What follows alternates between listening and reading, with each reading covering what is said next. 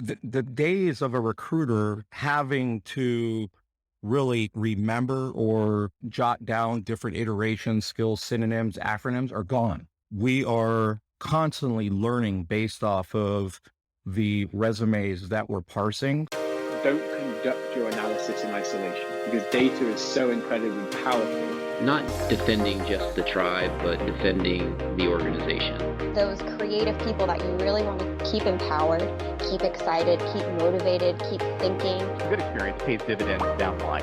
Stereotypes tend to break down in proximity. Welcome to We're Only Human, a podcast about human resources, business, technology, and the workplace. My name is Ben Eubanks, your host, and I'm so glad you're here.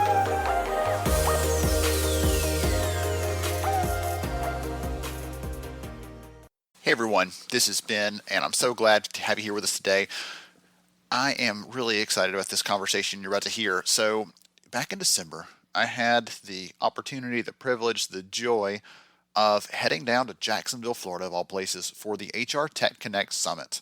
I'm actually helping out with the events and get to, because of that, get kind of a sneak peek behind the scenes and get to talk to some of the speakers and things like that. One of the sessions we actually ran there, and I got to moderate this panel, was around myth-busting in AI.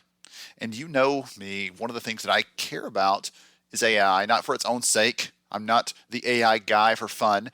I talk about it because I truly believe it helps us to get closer to the vision that we have for HR and talent practices when we first get into the profession.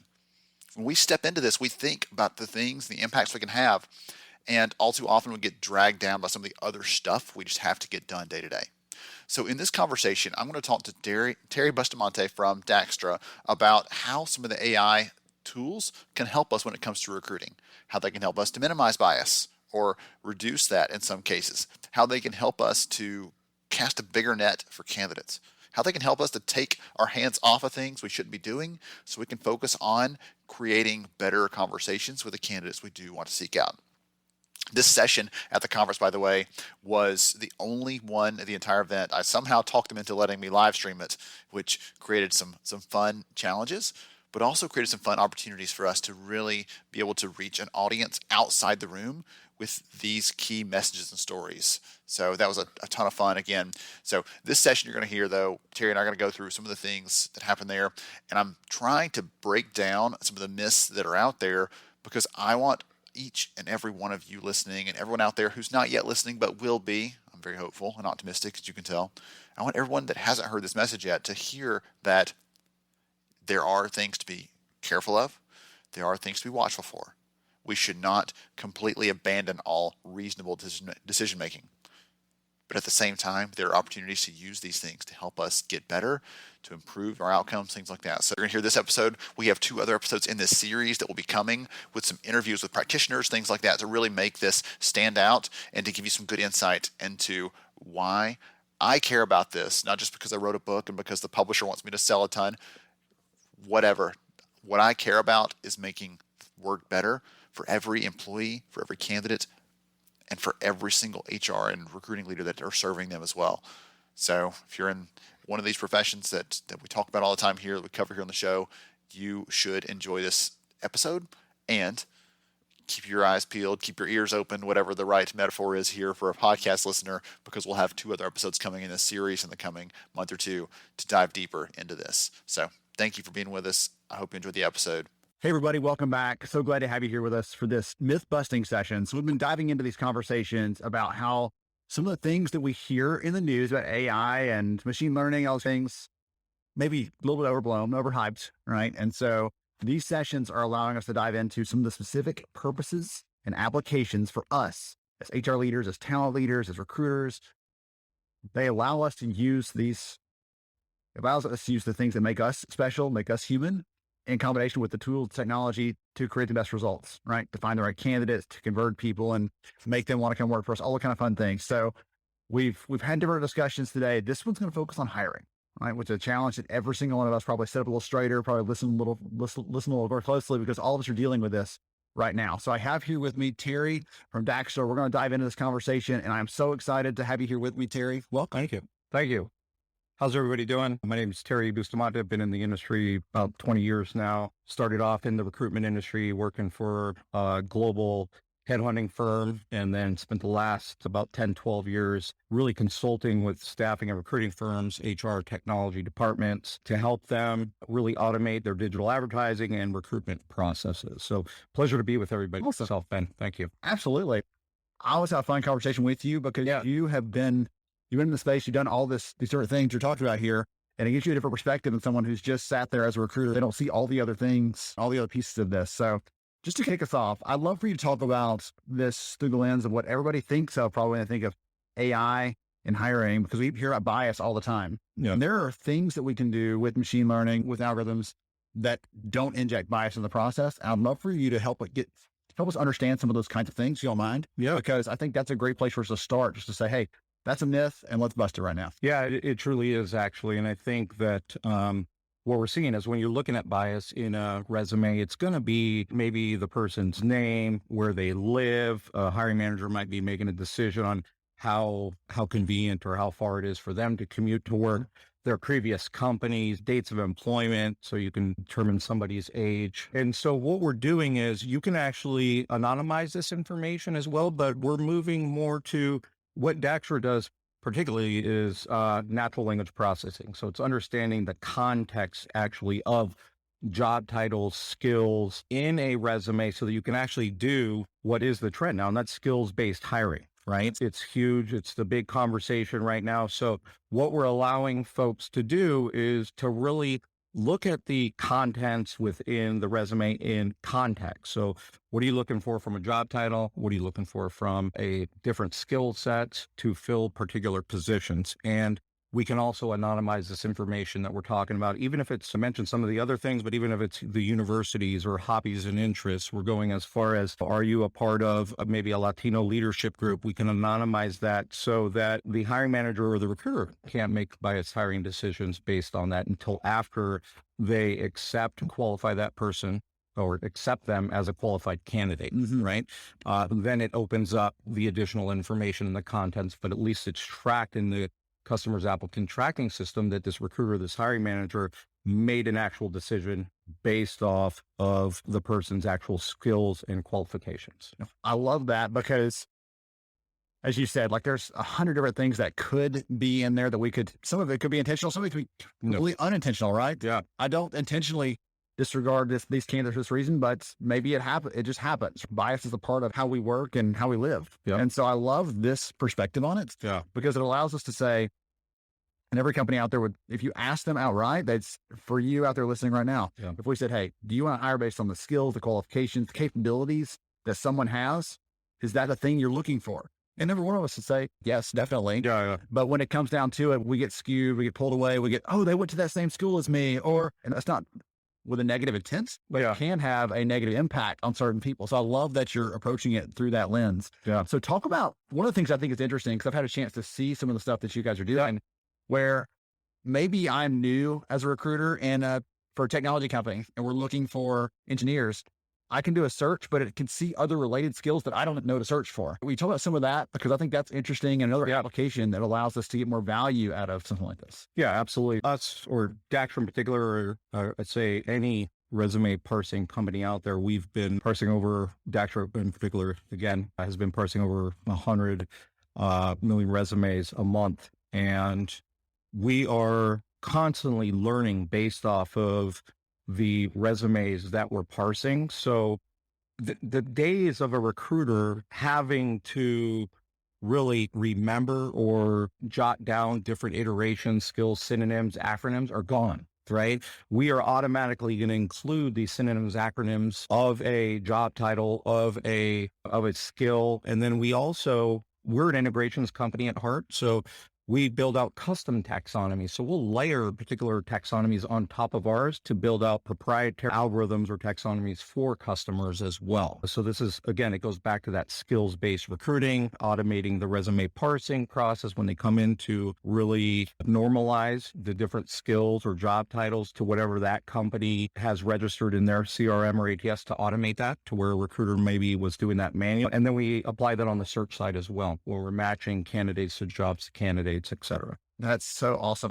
When you said that, having those acronyms, I remember having that post-it note on my desk, right? With, okay, I'm looking for a tech writer for this job. I need to search for A, B, and C, these things, because I was not a tech writer. I don't know what in the world. I can't explain the job they do to someone in layman's terms. And so to be recruiting for these people, just for technical stuff, it quickly gets out of your depth. And so to have those things looking over your shoulder in a positive way, not in the creepy stalker way, saying, hey, you didn't ask this, but this is probably what you meant. Do you want to include this in the search? Do you want to make sure we're looking for these other related and associated things? Or Terry has X skill.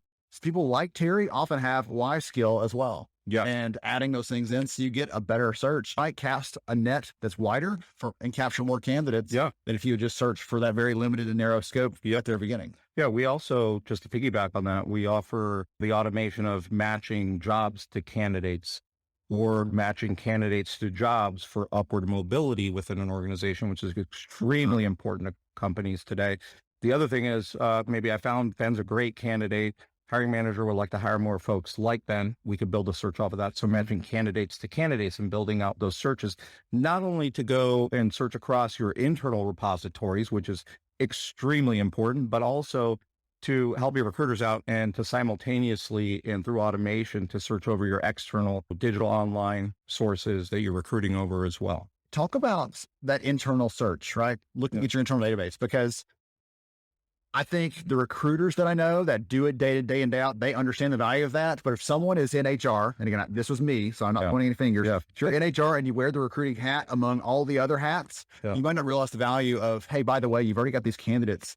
You've already paid for them. You're going to acquire them. They're in your list. Talk about the value of that. I think that we've been able to help companies. We generally see there's some digital online sources out there where it's one-to-one. So meaning Ben posts a job, and that applicant is going to go back to Ben's email. We try to automate this process so that the candidates always that are applying to jobs are getting into the internal database, while also simultaneously searching over the external sources. And always when somebody is clicking on a resume, whether they're on any digital online source, job board, social media site, that those are automatically being loaded into the system.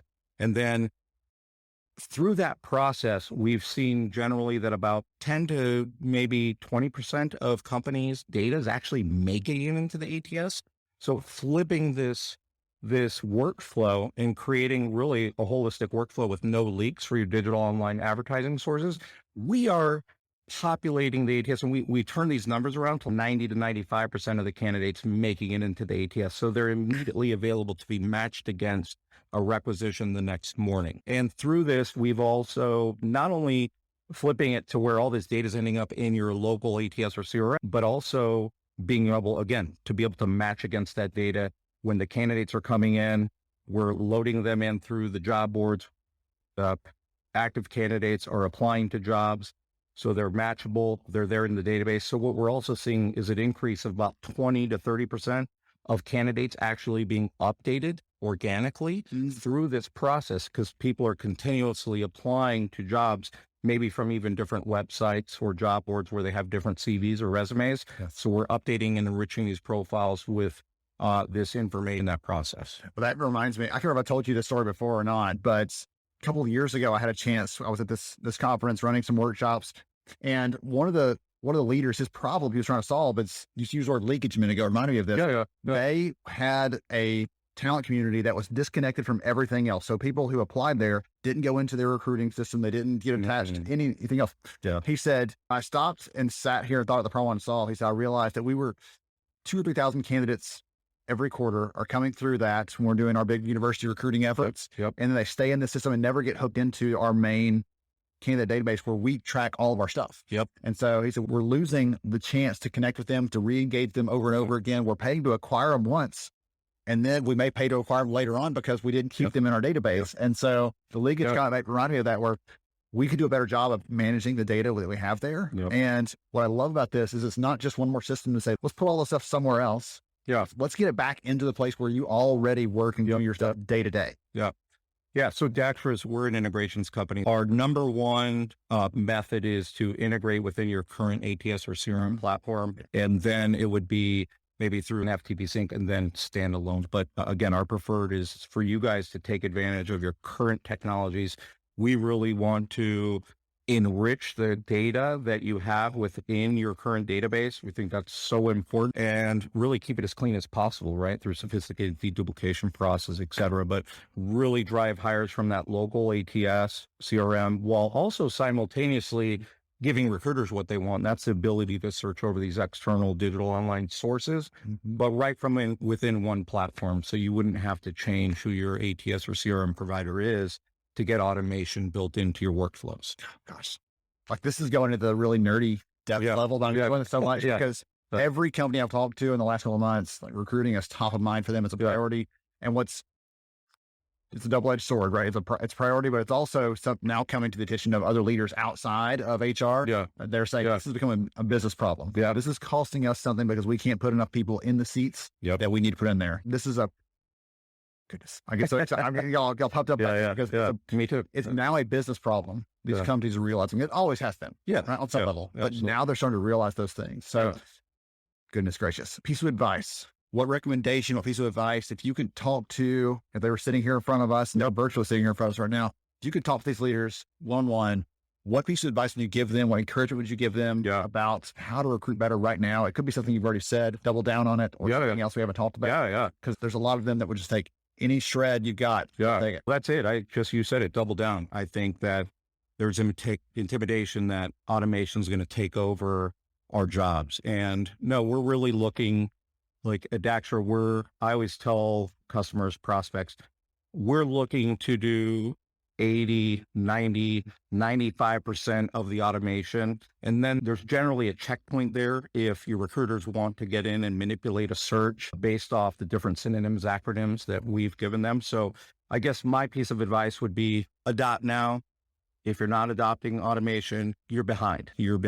Give those hours, those minutes, weeks in the calendar year back to your recruiters so that they can be more efficient, make more placements, and be happier in their lives. That's a huge thing right now as well. Just the whole work-life balance with the whole the economic state of everything that's going on. Bring that tech to your team. Give them the opportunity to be efficient and succeed so that your organization can be successful as well. Awesome. Wonderful. I love that so much. One last thing I'll close with here is we actually did a study this year. You all know I'm the research nerd. And Terry, you don't know that. You do now. I did.